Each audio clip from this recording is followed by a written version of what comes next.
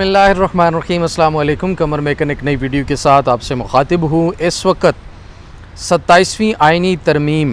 के ऊपर मैंने एक वीडियो की थी, उस पर इस वक्त बातें मज़ीद तेज़ी से होना शुरू हो चुकी हैं।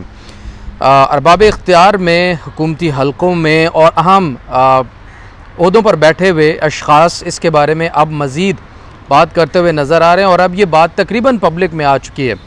ये तो पहले ही पता था कि 26वीं आइनी तरमीम के बाद 27वीं आइनी तरमीम भी ज़रूर होगी, लेकिन उसके अंदर क्या क्या चीज़ें शामिल होंगी ये मैंने एक पिछली वीडियो के अंदर आपके सामने रखी थी। अब Islamabad high court bar association के प्रेसिडेंट वाजिद शाह गिलानी साहब का एक वीडियो पैगाम इस वक्त सर्कुलेट हो रहा है। उसके अंदर वो क्या कहते हैं, क्या क्या चीज़ें होने के इम्कानात हैं, ये चीज़ें आपके सामने रखूँगा। बड़ी दिलचस्प सूरत हाल बनने जा रही है। उसके साथ साथ आपको ये भी बताता चलूँ कि गुज़श्ता रात सना एक बच्ची है, चित्राल से ताल्लुक़ रखती है, इस्लामाबाद के अंदर रहती थी। उसके कत्ल में मुलव्विस जो मुलज़िम है उमर एज़ नोन एज़ उसको काका बोलते थे, वो पकड़ा गया है और कहते हैं कि उसका ताल्लुक़ पंजाब से है। फैसलाबाद से उसको गिरफ़्तार किया गया है, लेकिन मेरे ज़राए के मुताबिक रात को ही जो मोबाइल फ़ोन है और जो टेक्नोलॉजी का इस्तेमाल करते हुए पुलिस ने और CCTV फुटेज की मदद से रात को ही उसको गिरफ़्तार कर लिया था। ताहम उसकी खबर जो है वो आज दोपहर में बाहर आती है। अब ये बड़ा अफसोसनाक वाक़या है। एक तो जितना अफसोस किया जाए कम है, दूसरा जो कातिल है वो भी कोई बड़ी उम्र का शख्स नहीं है, वो भी एक बच्चा है। अब कत्ल होने वाली भी बच्ची है, मासूम है, और कत्ल करने वाला भी एक बच्चा है। ज़ाहिर है वो कातिल तो ज़रूर है, लेकिन मैं यहाँ पर जो चीज़ आपके सामने रखना चाह रहा हूँ, मुझे जिस चीज़ का अफसोस हो रहा है वो ये है कि टेक्नोलॉजी का इस्तेमाल, सोशल मीडिया का इस्तेमाल और उसकी एथिक्स को शायद हमारे जो सोसाइटी है उसके अंदर बहुत सारे लोग समझ नहीं पा रहे। उसके इस्तेमाल को, उसके असरात को इतना सीरियस नहीं ले पा रहे।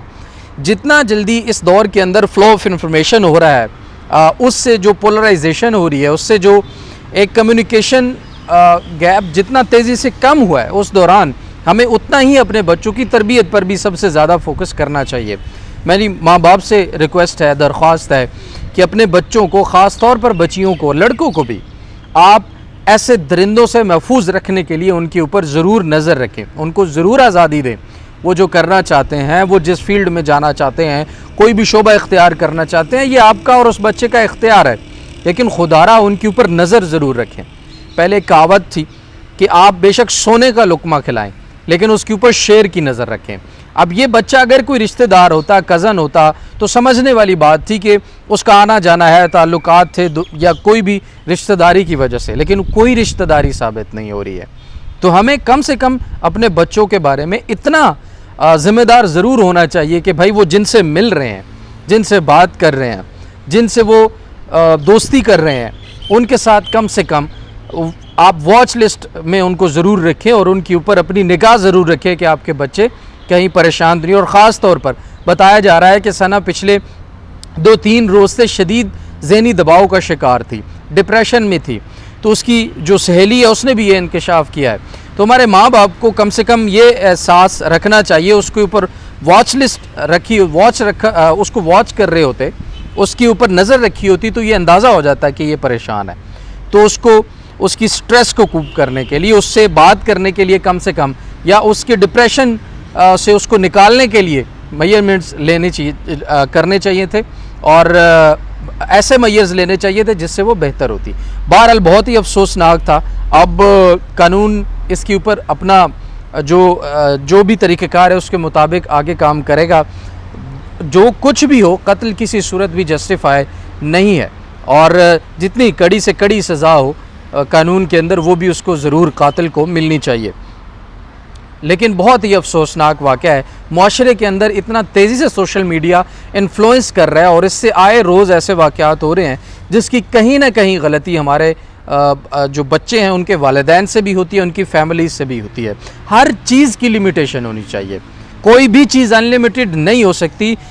Excessive of everything is bad. तो इस चीज़ को समझते हुए हमें अपने और अपने बच्चों के लिए लिमिट्स का तयन करना बहुत ज़्यादा ज़रूरी है। और मैं यहाँ पर ज़रूर इस चीज़ का जिक्र करूँगा कि हमारी जो इस्लामी तालीमात है उसको भी हमें फ़ॉलो करना चाहिए। और हम जब ڈیپلی جا کے اپنی اسلامی تعلیمات کو دیکھتے ہیں تو کہیں نہ کہیں یہ تمام چیزوں کے بارے میں رہنمائی ہمیں ضرور ملتی ہے اور ان کو فالو کر کے ہم بہت سارے ایسے جو حادثات ہیں ان سے بچ سکتے ہیں۔ اب آتے ہیں جناب اسلام آباد ہائی کورٹ بار کے پریزیڈنٹ واجد شاہ گیلانی صاحب نے جو بیان دیا ہے وہ میں آپ کے سامنے رکھنا چاہوں گا۔ اب ایک تو یہ بات واضح طور پر کلیئر ہے، پوری قوم جانتی ہے، پورا اسلام آباد خاص طور پر اور جتنے وکلاء کمیونٹی ہے وہ یہ جانتی ہے کہ واجد شاہ گیلانی صاحب عمران خان کے ووٹ پر پریزیڈنٹ اسلام آباد ہائی کورٹ بار بنے تھے۔ اگر وہ عمران خان کا ووٹ نہ لیتے، تحریک انصاف کی ان کو حمایت حاصل نہ ہوتی تو وہ کبھی بھی پریزیڈنٹ نہ بن پاتے۔ اتنی بڑی تعداد میں ان کو ووٹ ملے، اتنی بڑی تعداد میں ان کو سپورٹ ملی، لیکن اب یہ تحریک انصاف یا اس کے اندر لوگ خود اس کا جو ہے وہ تعین کر لیں کہ کون لوگ ان کو سپورٹ کرنے کے لیے آگے تھے، کنہوں نے ان کو نامینیٹ کیا تھا، اور ظاہر ہے اس پر آئی ایل ایف جو ہے وہ جواب دہ ضرور ہے۔ لیکن عمران خان کے ووٹ پر نام پر ووٹ لینے والے واجد شاہ گیلانی صاحب نے اب ایک بیان جاری کیا ہے، اور اس میں انہوں نے 27ویں آئینی ترمیم کو ڈیفینڈ کرتے ہوئے، جو آئی نہیں ہے ابھی تک، میں نے پچھلی ویڈیو کے اندر آپ سے درخواست کی تھی کہ اس اور کچھ ایسے چیزیں 3-4 امپورٹنٹ چیزیں شیئر کی تھی کہ جو 27ویں آئینی ترمیم کے اندر ہو سکتی ہیں۔ اس کے اندر ایک تو میں سب سے پہلے آپ کو بتا دوں کہ ایک آئینی عدالت بنائی جائے گی الگ سے، اور اس آئینی عدالت کا نیا جو چیف ہوگا وہ مقرر کیا جائے گا۔ جسٹس امین الدین خان کے بارے میں بھی باتیں ہو رہی ہیں، لیکن اس کے اوپر اس وقت ذرائع کے مطابق جو پلان ترتیب دیا جا رہا ہے اس میں اختلاف ہے۔ کچھ لوگوں کو امین الدین صاحب ہی چاہیے آئینی عدالت کے سربراہ، اور کچھ لوگوں کو وہ نہیں چاہیے۔ ان کی جو چیف کی یا ججز کی، آئینی عدالت کے ججز کی عمر ہوگی اس کو بھی بڑھایا جائے گا۔ اس کے علاوہ جو آئینی عدالت بنائی جائے گی، کیونکہ سپریم کورٹ کے اندر جو ملازمین ہیں ان کے اندر ابھی سے یہ مشاورت جاری ہے کہ بھائی کون کون آئینی عدالت میں جائے گا اور کون نہیں جائے گا، تو اس لیے یہ تو طے ہے کہ آئینی عدالت الگ سے بنائی جائے گی۔ اب آئینی عدالت بنانے کے بعد اس کا چیف بھی الگ ہوگا۔ اس کے ساتھ ایک 27ویں آئینی ترمیم کے اندر جو اسلام آباد ہائی کورٹ میں 3 ججز کو لایا گیا تھا تبادلہ کرنے کے بعد، ایک بلوچستان سے تھے جج، ایک سندھ سے تھے، ایک لاہور سے تھے، پنجاب سے، تو ان 3 ججز کا معاملہ تو ابھی تک خیر سپریم کورٹ میں انڈر چیلنج ہے، وہ ابھی تک ڈیسائیڈ نہیں ہوا، سینیورٹی کا معاملہ بھی اور ججز کے ٹرانسفر کا معاملہ بھی۔ لیکن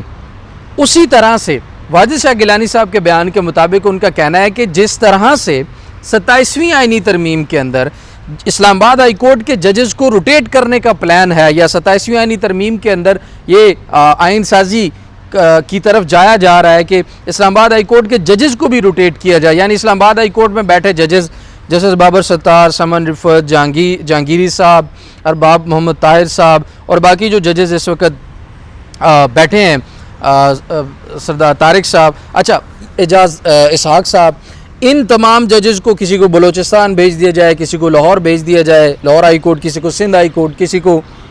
پشاور ہائی کورٹ۔ تو واجد شاہ گیلانی صاحب کے بیان کے مطابق 27ویں آئینی ترمیم کے اندر جس طرح سے یہ کیا جا رہا ہے کہ اسلام آباد ہائی کورٹ کے ججز کو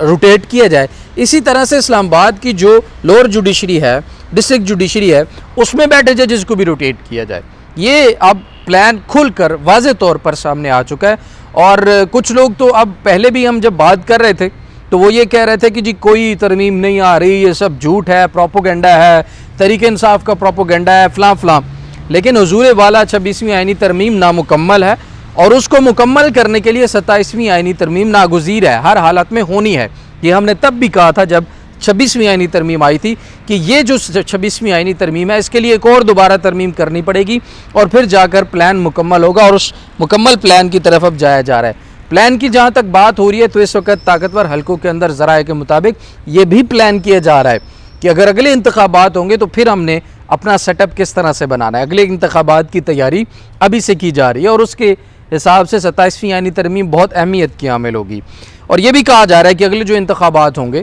جب بھی ہوئے، آئی ڈونٹ نو کب ہوں گے، اس وقت کچھ ایسے اشارے نہیں مل رہے کہ کب ہوں گے اور کب نہیں، لیکن جب بھی ہوں گے تو چیف جسٹس پاکستان موجودہ یحییٰ خان صاحب نہیں ہوں گے، نئے چیف جسٹس کے دور میں ہوں گے۔ ایک یہ پلان کا حصہ ہے اس وقت جو پلان ہو رہا ہے، لیکن وہ مکر اللہ واللہ خیر الماکرین، ایک پلان انسان بناتا ہے، ایک اللہ بناتا ہے، اور وہ تو وہی ہے جو اللہ چاہتا ہے۔ اب دیکھتے ہیں کہ آگے کیا ہوتا ہے، لیکن فی الحال یہ پلان طاقتور حلقوں میں ڈسکس ہو رہا ہے کہ یہ چیف جسٹس اس وقت نہ ہوں، لیکن یہ پلان ضرور بنایا جا رہا ہے۔ ظاہر ہے کہ جو چیف آف آرمی اسٹاف ہیں، فیلڈ مارشل عاصم منیر صاحب، یہ اس وقت بھی ہوں گے۔ اب اس کے اوپر دیکھتے ہیں کہ ان دو الیکشن کے متعلق جو پلانز ہیں اس میں کتنی بڑی اہم تبدیلیاں اس سے پہلے ہو سکتی ہیں، کیا ان تبدیلیوں کے امکانات ہیں یا نہیں ہیں، یہ وقت بتائے گا۔ لیکن کچھ حلقوں کے اندر یہ باتیں بھی ڈسکس ہو رہی ہیں کہ ان پر بھی بہت بڑی اہم تبدیلیاں ہونے کے امکانات کافی حد تک بڑھ چکے ہیں۔ یہ اس وقت ڈسکس ضرور ہو رہا ہے۔ 27ویں آئینی ترمیم کے اندر اور کیا کیا چیزیں شامل ہوں گی، یہ اس کا پورا پلان اور پورا ایک 27ویں آئینی ترمیم کے اوپر کچھ چیزیں ابھی مزید ڈسکلوز ہونی ہیں، انفولڈ ہونی ہیں، وہ جیسے ہی ہوں گی وہ آپ کے سامنے ضرور رکھیں گے۔ لیکن ذرائع کے مطابق اٹارنی جنرل آفس میں 27ویں آئینی ترمیم کے ڈرافٹ کے اوپر زور و شور سے کام جو ہے وہ جاری ہے اور بہت جلد ہونے کے امکانات ہیں۔ اب ظاہر ہے اس کے لیے ووٹس اور 2/3 میجورٹی تو چاہیے ہوگی، تو وہ مخصوص نشستیں حکومتی جماعت نون لیگ کو خاص طور پر دے کر حاصل کر لی جائے گی، اور اس کے بعد